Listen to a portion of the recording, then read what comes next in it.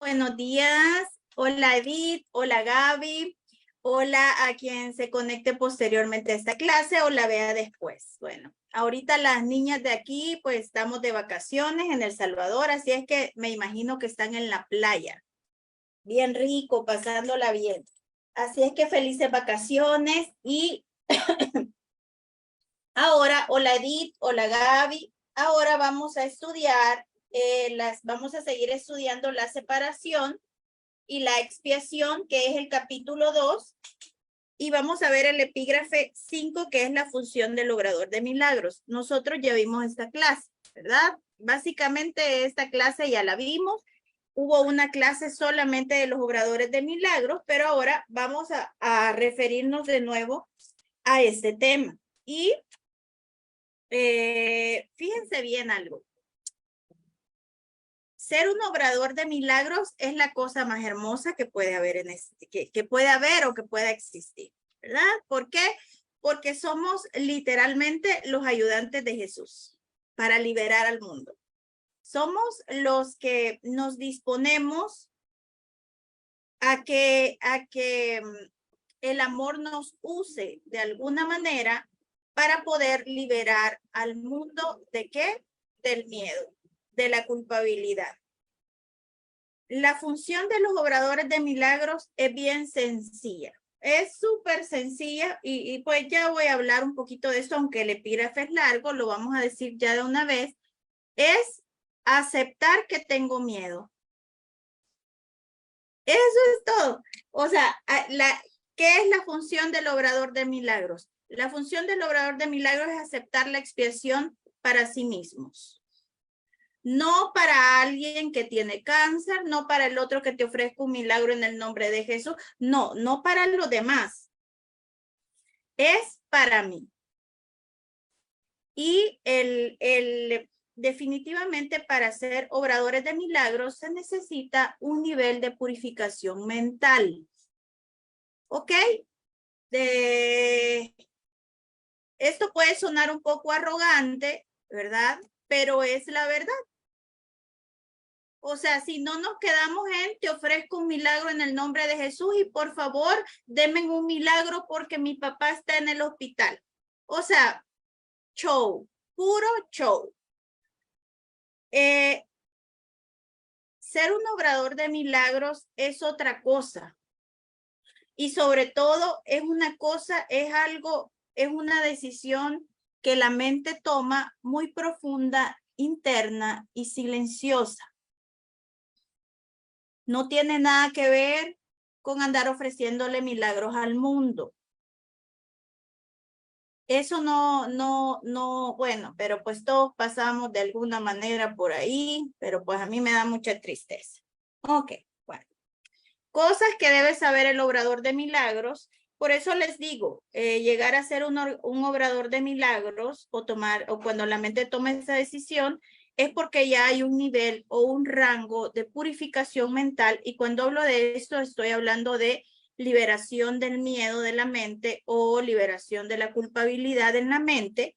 Y es cuando yo ya tengo clara la causa de la situación del otro.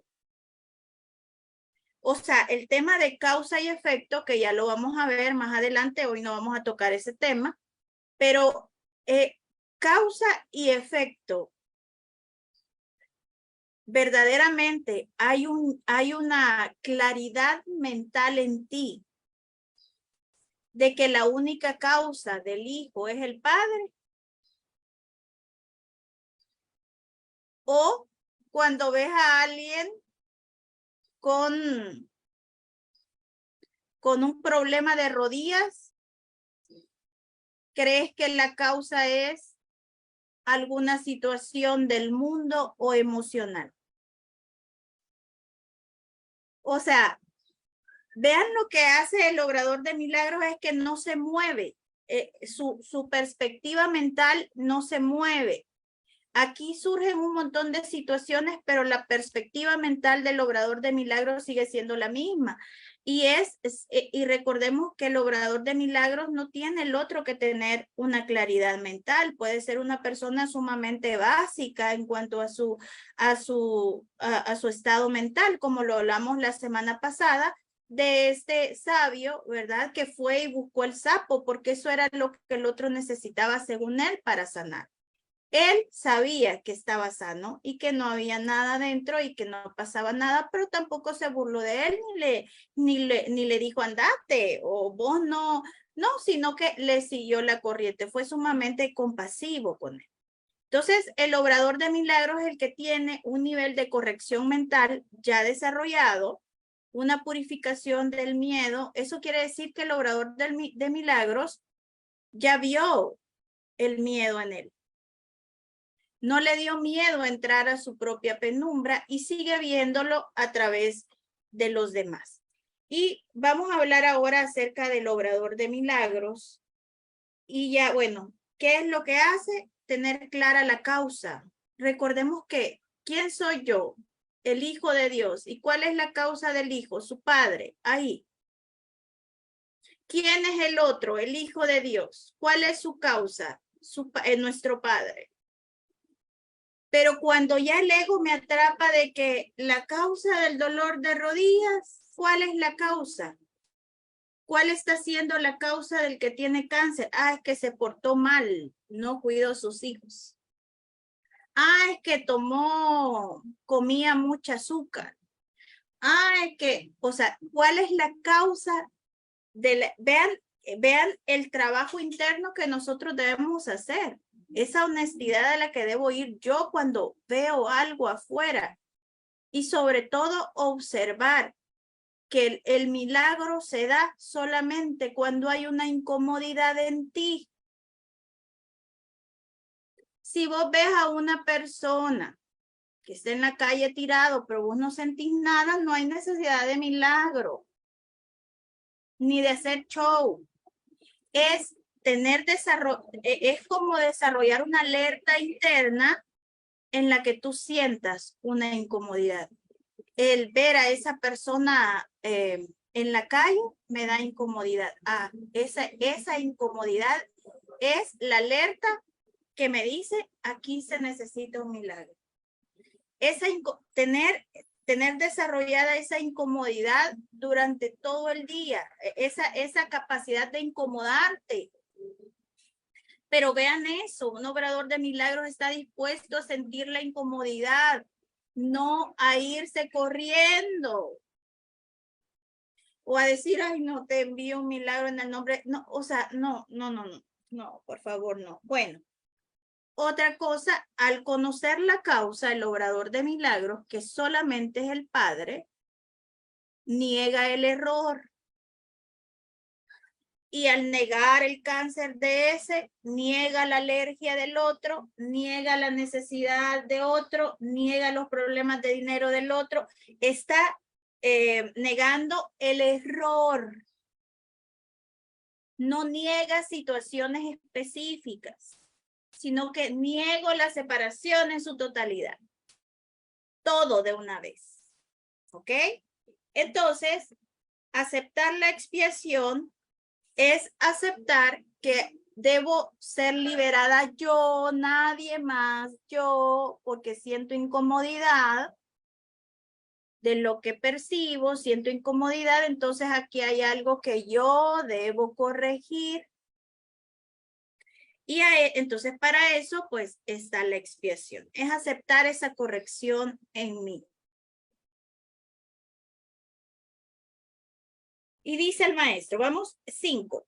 La función del obrador de milagros. Fíjense bien. Bueno, vamos a ir anotando algunas cosas para que lo puedan anotar en su libro ustedes. Ok.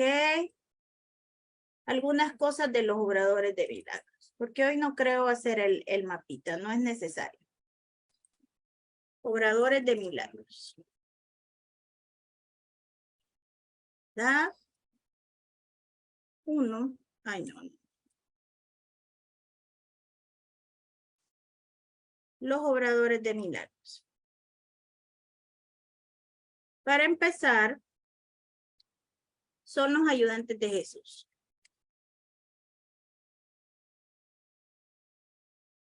¿Para qué? Para la liberación del mundo.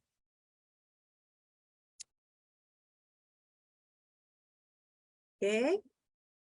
¿Qué otra cosa hacen los obradores de milagros? Además, también tienen clara la ley de causa y efecto.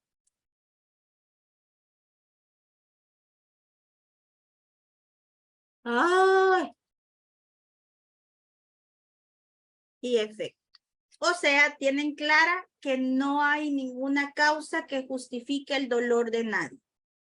Y tienen claro, otra cosa es, ya se respondieron.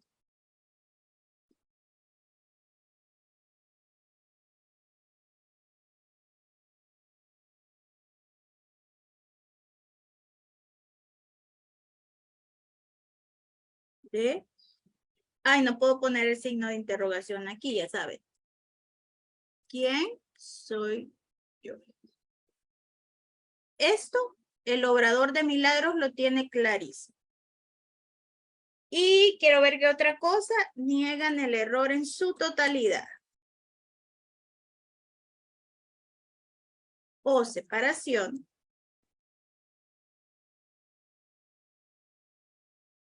En su totalidad. Claro que sí. Ok.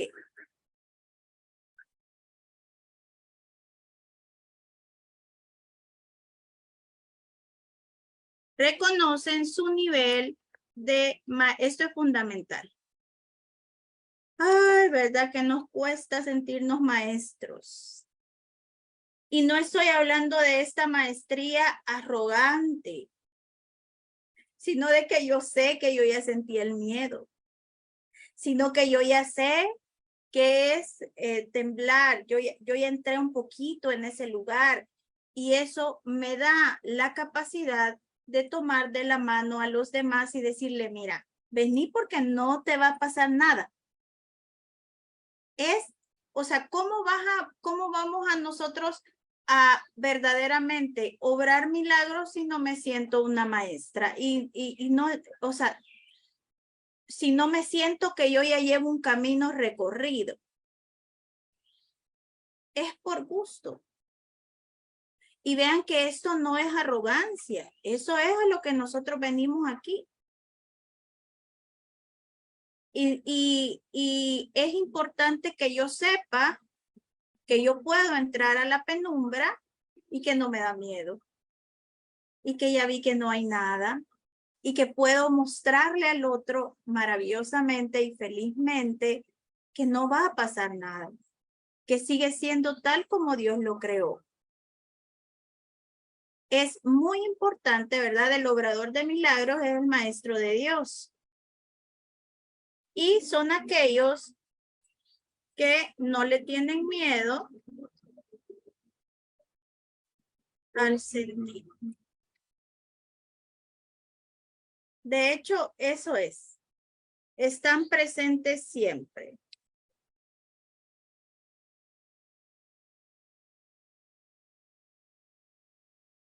Siempre en el sentir. ¿Qué siento? ¿Cómo me siento? ¿Cómo estoy? ¿Qué me hace sentir eso? ¿Qué esto verdaderamente me asusta? O sea, siento el sustito, ¿ok? Tienen una alerta de incomodidad. Desarrollan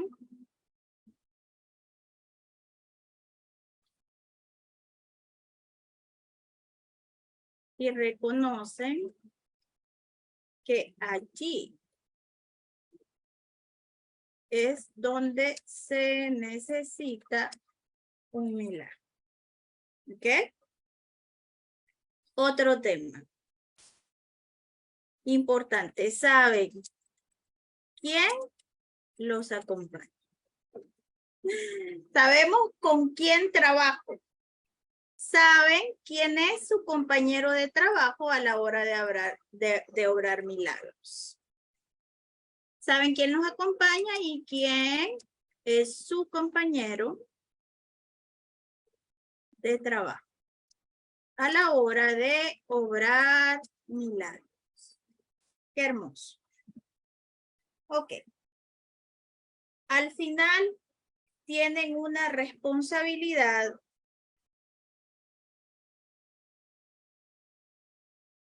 su compromiso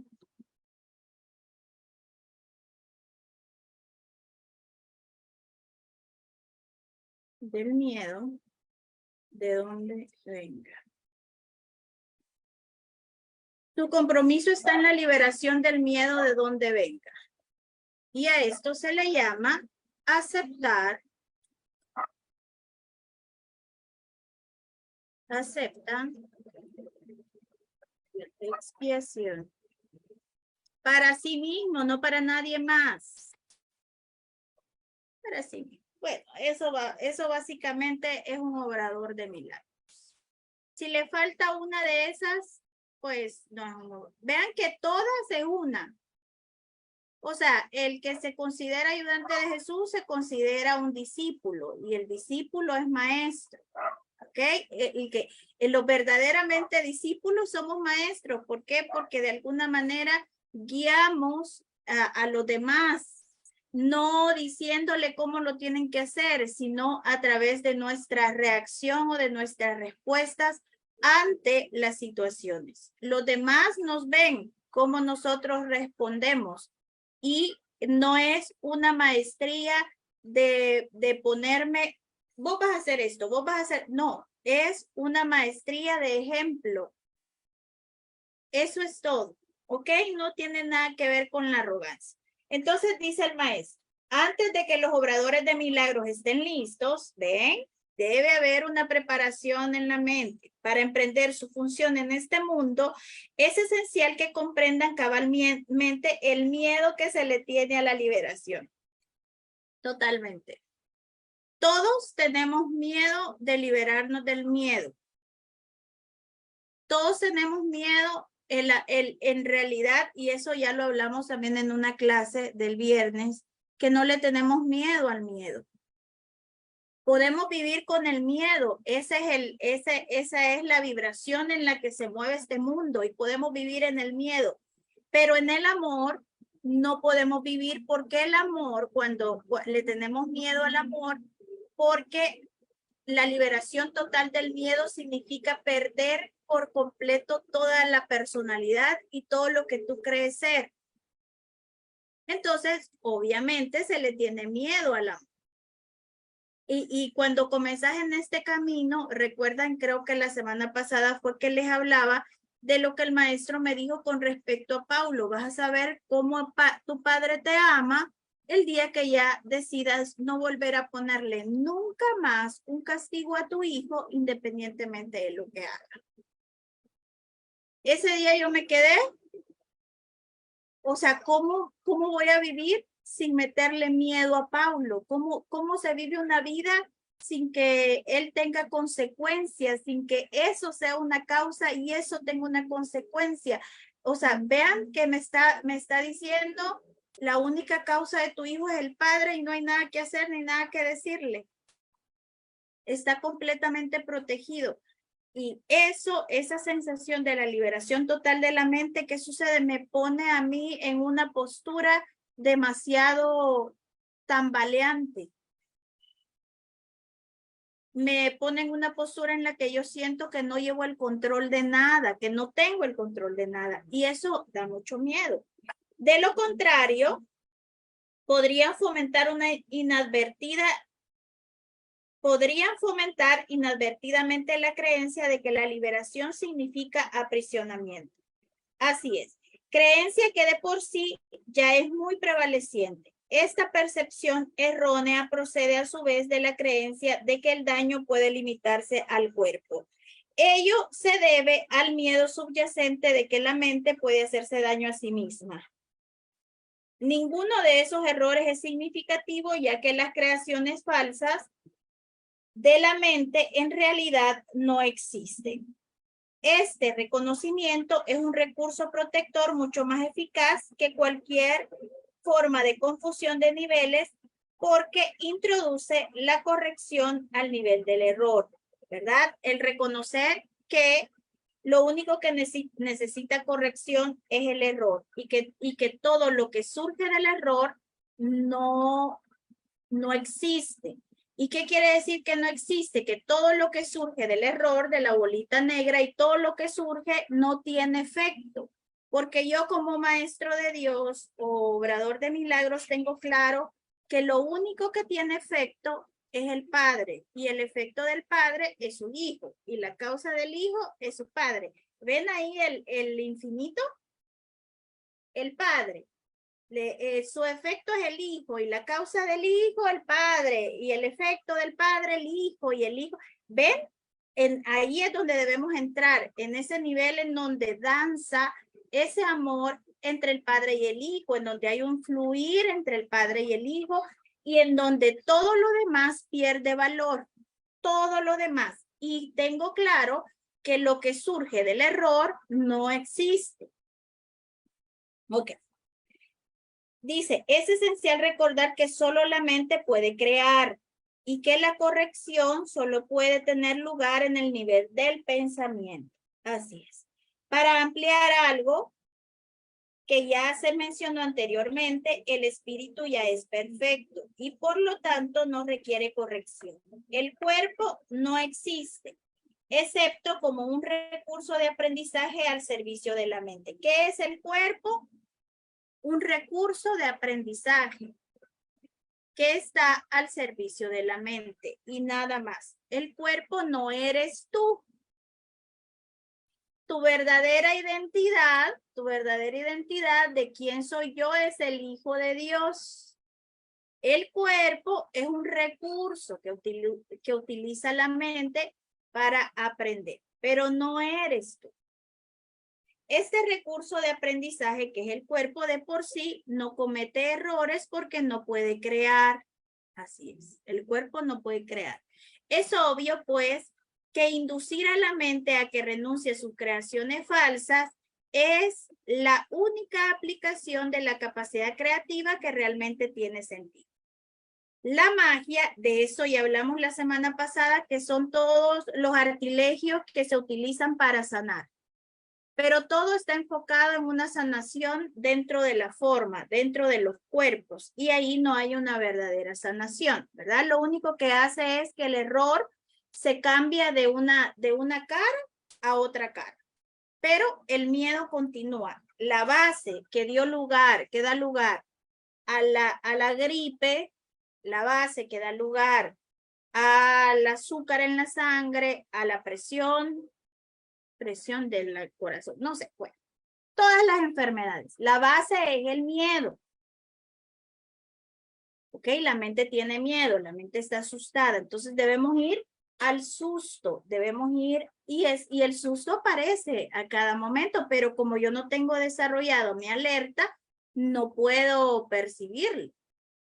Ahora bien, la magia es todo lo que se utiliza para curar al cuerpo. Pero solo se cura la punta del iceberg que sale del océano. No se cura todo lo que está abajo.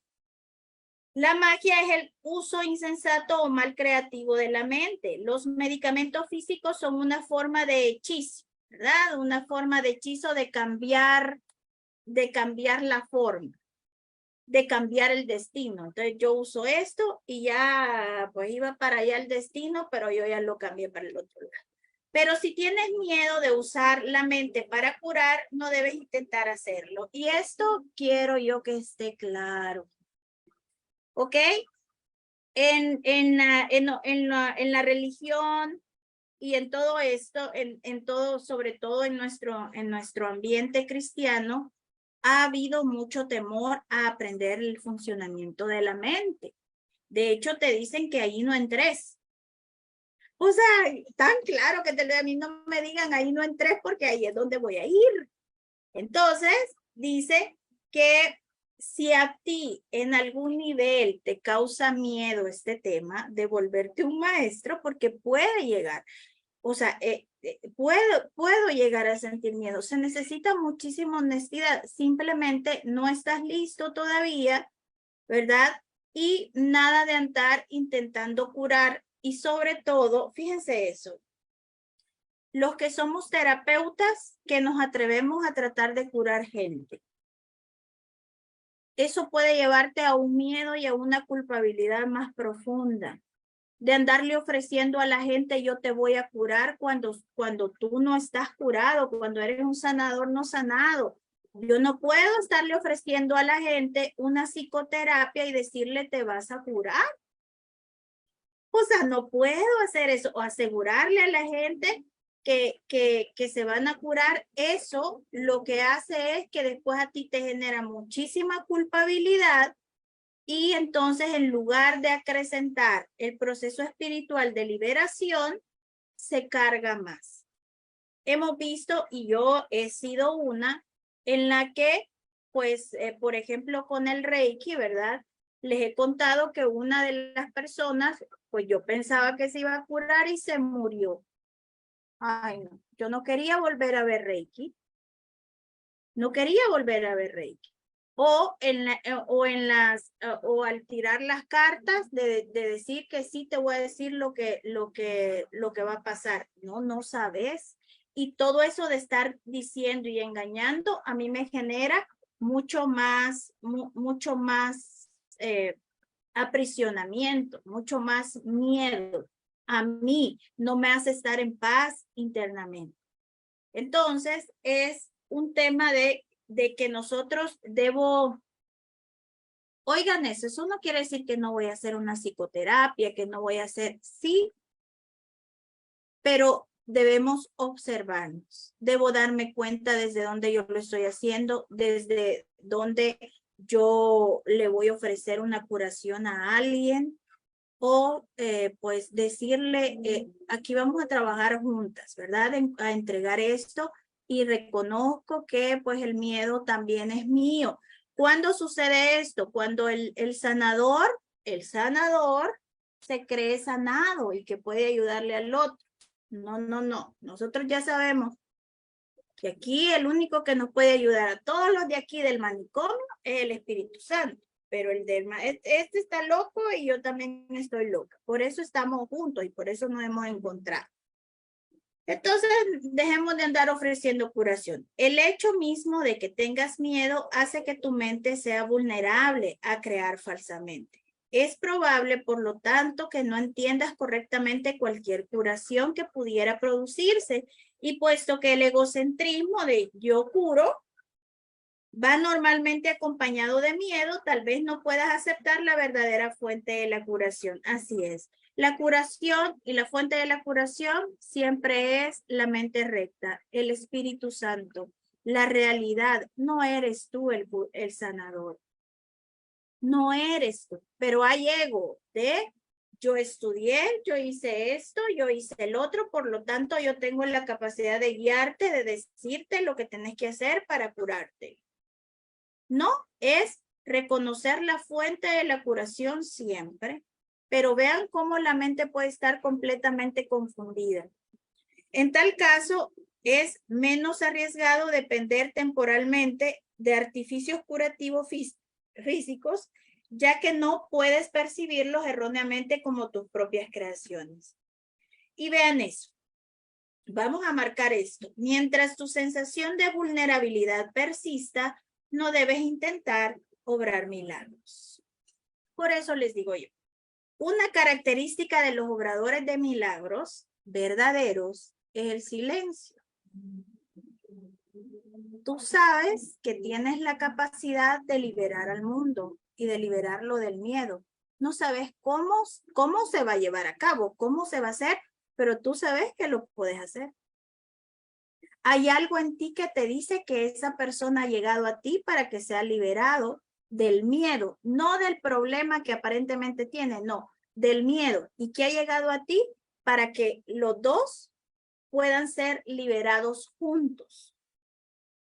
Mientras haya una sensación de vulnerabilidad en ti, no vas a poder obrar milagros. El miedo no deja pasar a la curación. O sea, mientras haya miedo en ti, no deja pasar la curación. Siempre les hablo de mis clases de Reiki, ¿verdad? Había la maestra nos decía,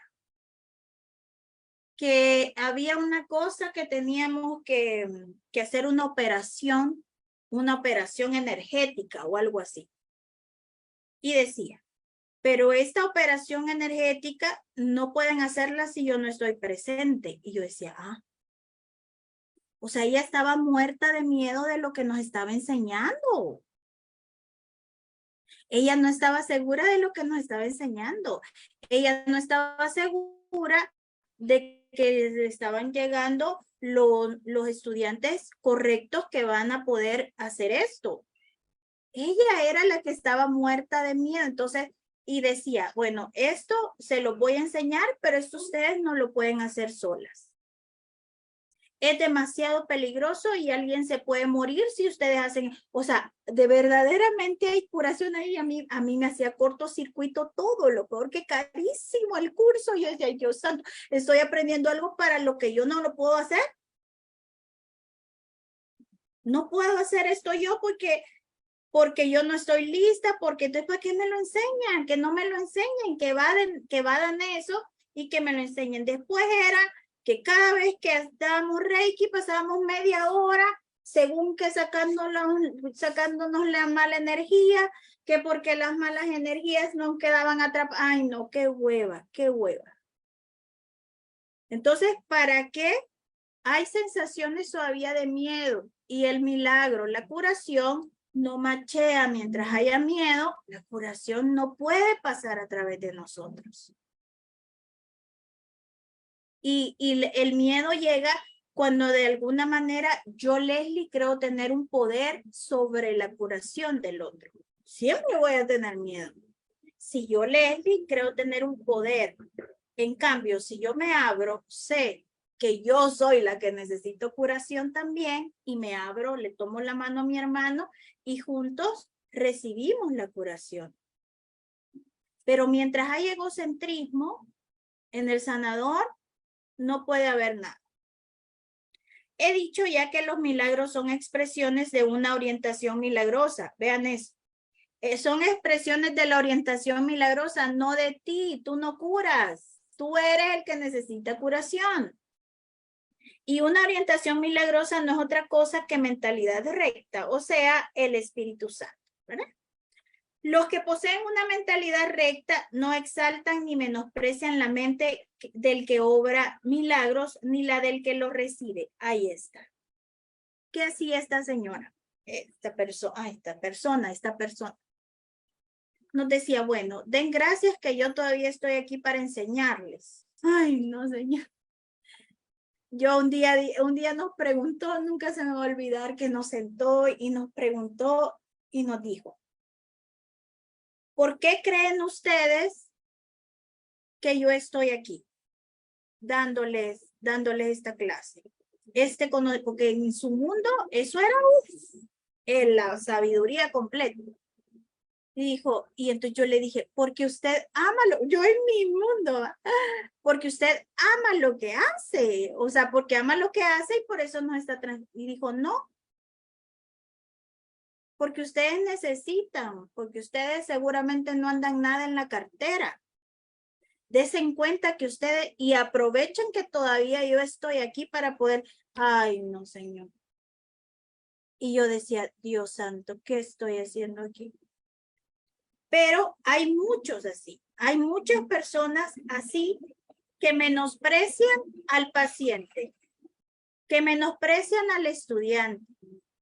No, y no tiene sentido. Sí, o sea, al contrario, creo yo, al contrario es. Siempre se los he dicho yo, aquí ustedes reciben una vez la clase. Yo la doy todas las veces que sea necesario. La tengo que estudiar. Y si me piden otra cosa, de otra cosa, lo tengo porque yo lo tengo que saber. ¿Quién necesita? ¿Quién está más jodido? Yo. ¿A quién pone el maestro a estudiar más? A mí. Ustedes a la primera la cachan, a la primera. Eso es lo que, si no el maestro los va a poner a ustedes a dar clases para que aprendan más y más y más y más. Lo que no es porque lo reciben fácil. Entonces, no podemos menospreciar al paciente, al estudiante, al amigo emproblemado, juzgarlo, ¿verdad? Al amigo emproblemado, a la amiga que no sale de esa relación que la mortifica, al otro que sigue consumiendo drogas, al otro, a todo ello, al final, todos forman parte de nuestro ministerio.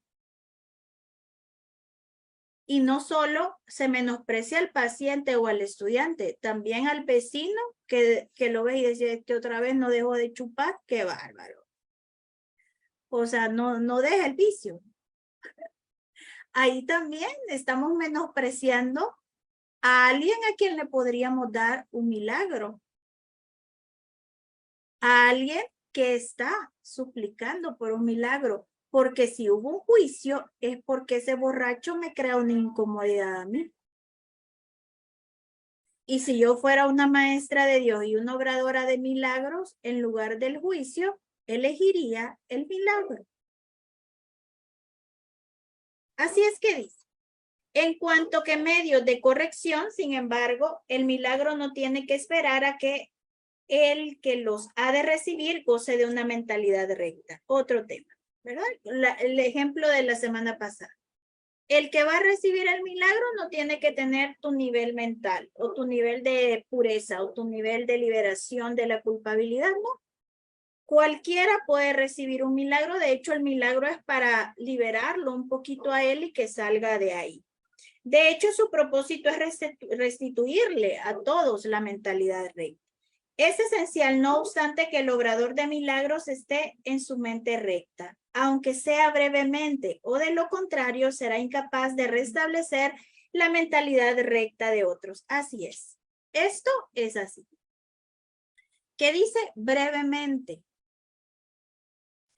Hay momentos en los que la mentalidad recta está activa en mí. Es cuando veo al borracho y puedo decir, esto no te afecta en absoluto, tú sigues siendo tal como Dios te creó. Estoy aquí únicamente para ser útil, estoy aquí en representación de aquel que me creó.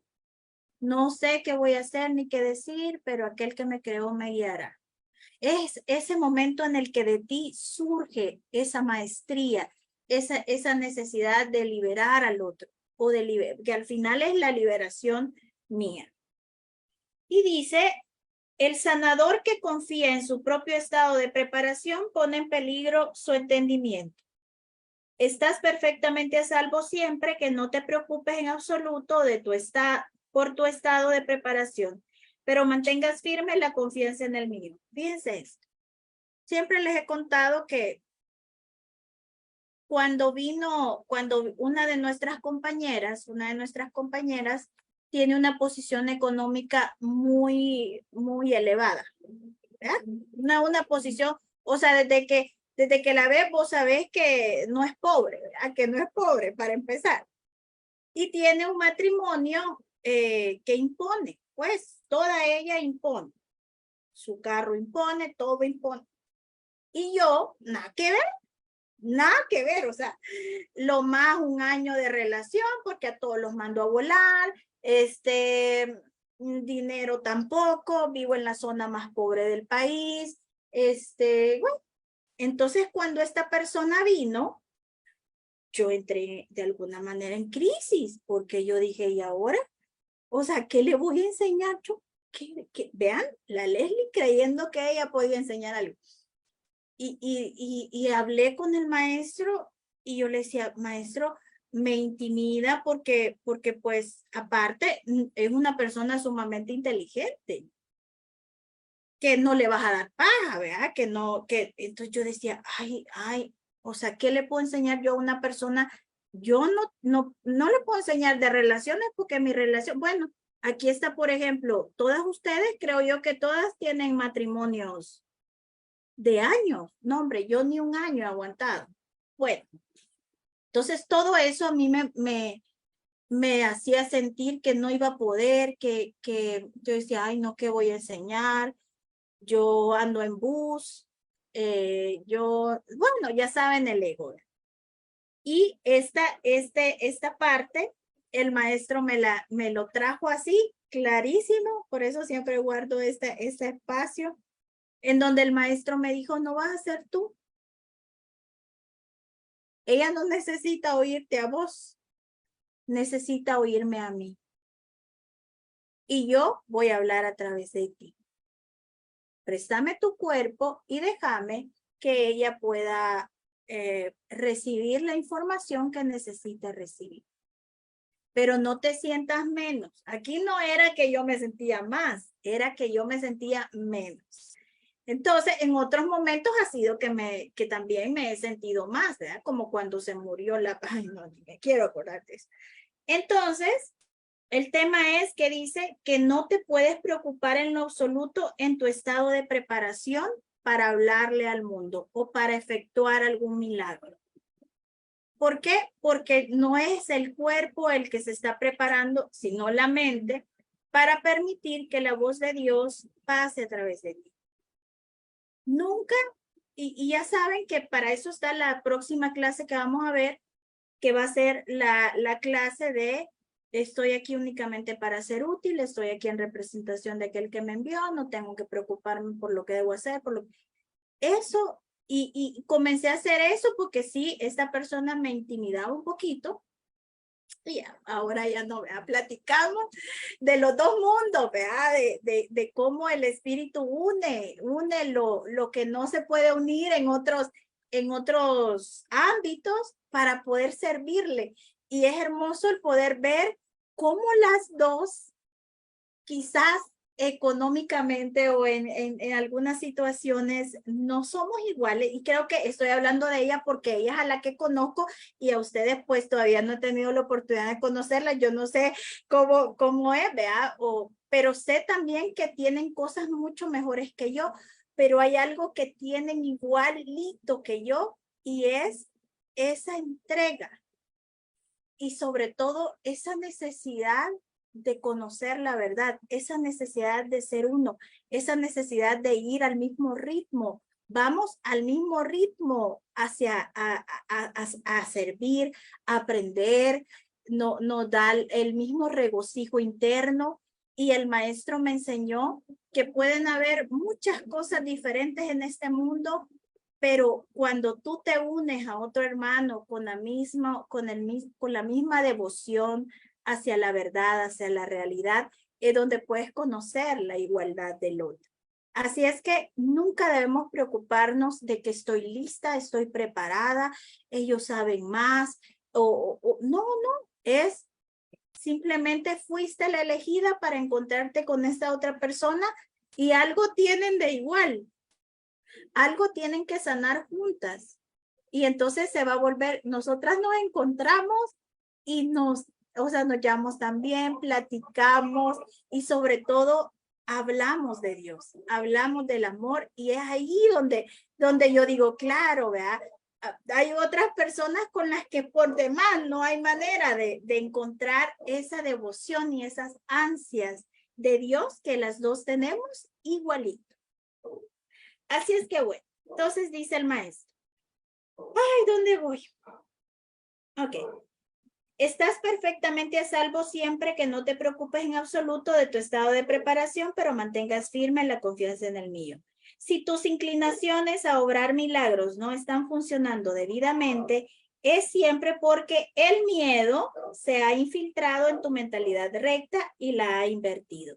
Toda forma de mentalidad no recta es el resultado de negarte a aceptar la expiación para sí mismos. Si la aceptases, estarías en ok, vean eso. Toda forma de mentalidad no recta es el resultado de negarte a aceptar la expiación, la corrección para mí. Si la aceptases, estarías en una posición desde la que podrías reconocer que los que tienen necesidad de curación son simplemente aquellos que aún no se han dado cuenta de que la mentalidad recta en sí es la curación. Entonces, la curación no es hacia el otro. La curación siempre es hacia mí, hacia la liberación del miedo mío. La única responsabilidad, y fíjense aquí, yo creo que ok, bueno, voy a seguir leyendo. La única responsabilidad del obrador de milagros es aceptar la expiación para sí mismo. Esto significa que reconoces que la mente es el único nivel creativo y que la expiación puede sanar sus errores. Una vez que hayas aceptado esto, tu mente podrá solamente sanar. Al negarle a tu mente cualquier potencial destructivo y restituir de nuevo sus poderes estrictamente constructivos, te colocas en una posición desde la que puedes eliminar la confusión de niveles de otros. Así es. El mensaje que entonces le comunicas es el hecho irrefutable de que sus mentes son igualmente constructivas y que sus creaciones falsas no pueden hacerle daño. Esto es lo único que nosotros vamos a transferirle. ¿Qué les dije con el borracho? Eso no puede hacer. Hay algo en mí en el que vos ves a la persona y le decís, esto no puede hacerte daño. Tú sigues siendo tal como Dios te creó. Tu padre te ama. ¿Por qué creen que está así? Porque ellos creen que no son amados. Ellos lo que buscan al final es la paz de Dios, pero no la encuentran ni se van al licor. Entonces, es reconocer que no hay una creación falsa que verdaderamente que tampoco puede tener efecto o modificarse el amor que el padre tiene por su hijo. Por ejemplo, esa persona, si toma y está ahí borracho, no es que va a ir y lo va a ir a hablar con él. No, es algo silencioso dentro de ti. Es ese reconocimiento de adentro de ti, decir, el Padre te ama, te sigue amando como siempre. Eres su hijo y te ama. Eso, no se imaginan esa onda vibratoria que llega a qué nivel puede llegar. Y cuando yo estoy diciendo esto en mi mente, yo no se lo estoy diciendo a fulano de tal, se lo estoy diciendo al Hijo de Dios. Por lo tanto, esa onda vibratoria llega a todo el alrededor porque en todos se encuentra el Hijo de Dios. Entonces dice, el mensaje que entonces les comunica es el hecho irrefutable de que sus mentes son igualmente constructivas y que sus creaciones falsas no pueden hacerles daño.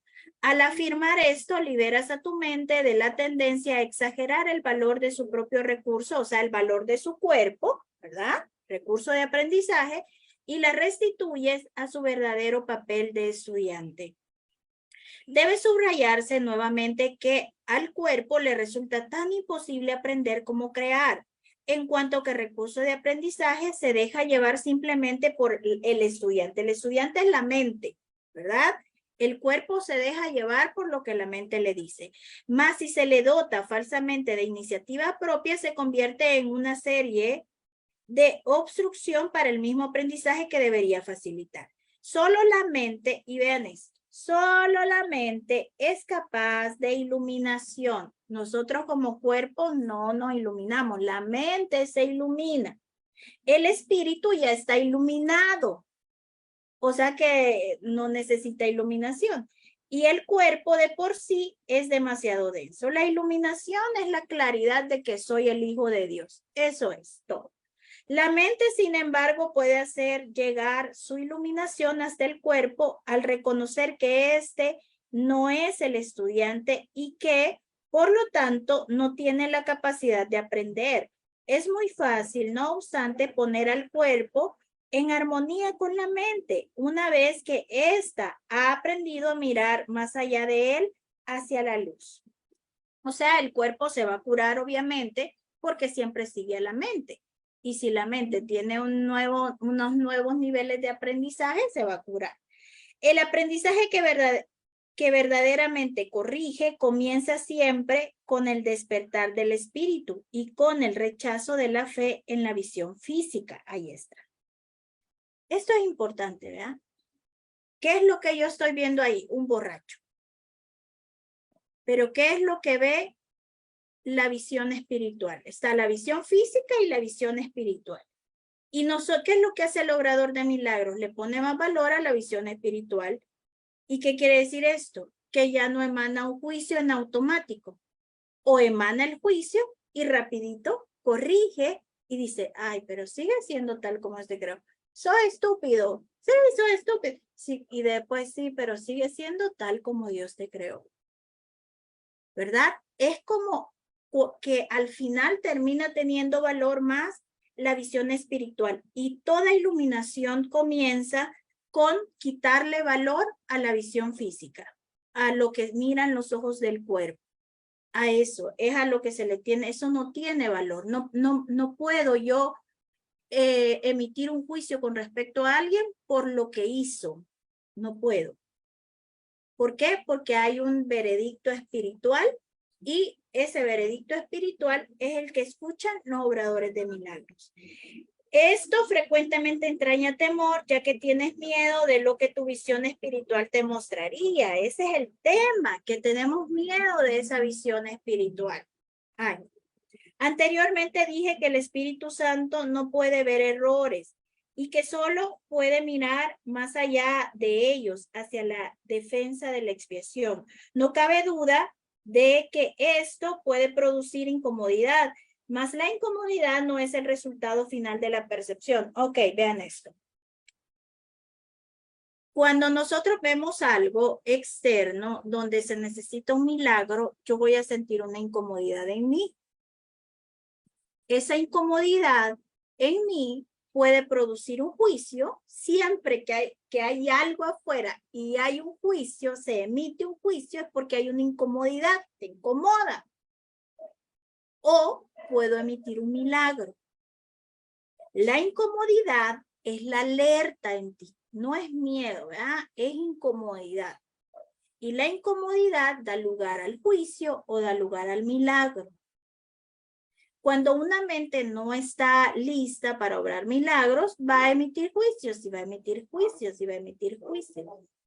El obrador de milagros puede ser que emita el juicio y después le dé valor a la corrección, o que ya esté tan entrenada en donde solamente le dé valor a la visión del Espíritu Santo, de la mente recta, y que solamente ya esté emitiendo que ya el que vio que no cambia, el otro que no hace, el otro que debería de cambiar, ya eso ya no tiene valor. Internamente dice, no, pues sí, vea, me caes mal, pero sigue siendo tal como Dios te creó. Y dice, esto frecuentemente, ok, yo creo que voy aquí.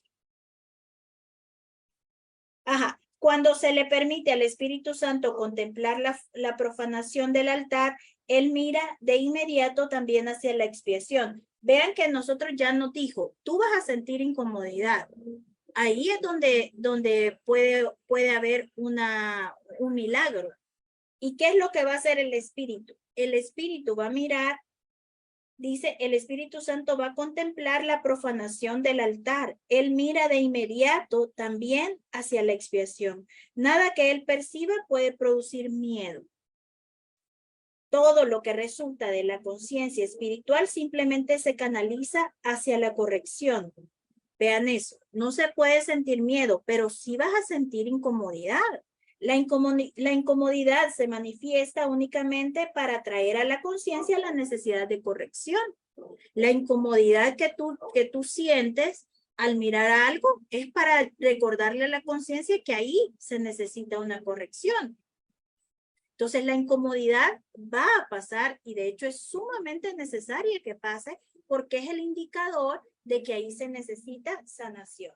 El miedo a la curación surge en última instancia de no estar uno completamente dispuesto a aceptar la curación.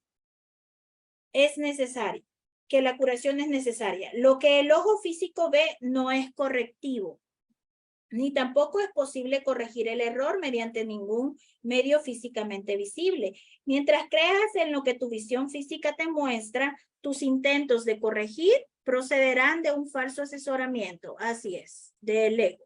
La verdadera visión queda nublada porque te resulta intolerable ver tu propio altar profanado. Estos son los que tienen miedo a sentir la incomodidad. ¿Verdad? Nosotros ya no tenemos miedo a sentir la incomodidad. Pero los que tienen miedo a sentir la incomodidad, dice, la verdadera visión queda nublada. O sea, no vas a poder ver correctamente porque no te atreves a ver la incomodidad y el altar profanado. Mas como el altar ha sido profanado, tu estado se torna probablemente peligroso a menos que percibas que así ha sido. Curar es una habilidad que se desarrolló después de la separación, antes de la cual era innecesaria. Es temporal, al igual que todos los aspectos de la creencia en el tiempo y en el espacio. Todo, el milagro, la expiación, el perdón, ¿y qué más? Y la curación, todo esto es temporal, es transitorio, solamente para mientras se regresa a casa. Mientras el tiempo continúe, no obstante, la curación seguirá siendo necesaria como medio de protección. Esto se debe a que la curación se basa en la caridad, y la caridad es una forma de percibir la perfección en otro, aun cuando no puedas percibirla en ti mismo. ¿Qué es la caridad? Vean qué hermoso como nos está diciendo el maestro, no es ir y regalar cosas, sino que es ver la santidad del otro aunque no la pueda ver en mí mismo, en el vecino que toma, en mi amiga que no deja al marido, en mi marido que no cambia. Es percibir en ellos la santidad. Eso es la caridad. La mayoría de los conceptos más elevados que ahora eres capaz de concebir dependen del tiempo. La caridad en realidad no es más que un pálido reflejo de un amor mucho más poderoso y todo abarcador, el cual está mucho más allá de cualquier forma de caridad que te hayas podido imaginar hasta ahora. La caridad es esencial para la mentalidad recta, aún en la pequeña medida en que ahora puedas alcanzarla. La caridad es una manera de ver a otro como si ya hubiese llegado mucho más allá de lo que en realidad ha logrado en el tiempo hasta ahora. Así es la realidad, la paz, la santidad, ver en el otro que ya alcanzó la santidad, que no necesita cambiar nada, que ya es lo que tiene que ser. Mirar al otro sin expectativas. Todo esto es la caridad. Puesto que su pensamiento tiene fallos, no puede ver que la expiación es para él.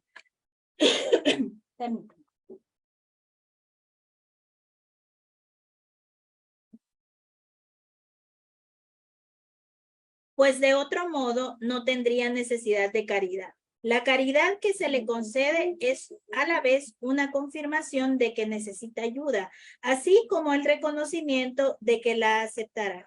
Estas dos percepciones detonan claramente su dependencia del tiempo, haciendo patente el hecho de que la caridad opera todavía dentro de las limitaciones de este mundo. Y dice el maestro, dije anteriormente que solo la revelación trasciende el tiempo. El milagro, al ser una expresión de caridad, tan solo lo acorta. Hay que entender, no obstante, que cuando le ofreces un milagro a otro, estás acortando su sufrimiento y sobre todo el tuyo. Esto corrige tanto retroactivamente como progresivamente. Qué hermoso. Va a corregir todo el pasado y también va a corregir todo el futuro. Es una onda que corrige a la mente en su totalidad. No es un milagro hacia un problema específico. Es hacia la liberación del miedo de la mente en su totalidad. Así es que bueno, nos vamos a quedar hasta aquí y la otra semana vamos a ver principios especiales de los obradores de milagros. Sí. Y después vamos a ver causa y efecto, miedo y conflicto. Dios, qué emoción. Bueno, entonces nos quedamos hasta aquí. Y Jesús, no te había visto. Bienvenido. Gracias, de verdad. Un abrazo y pues ya saben que seguimos porque somos los obradores de milagros, ayudantes de Jesús. Así es que un besito y cuídense mucho. Bye, bye. Bye, bye, nos vemos. Cuídense.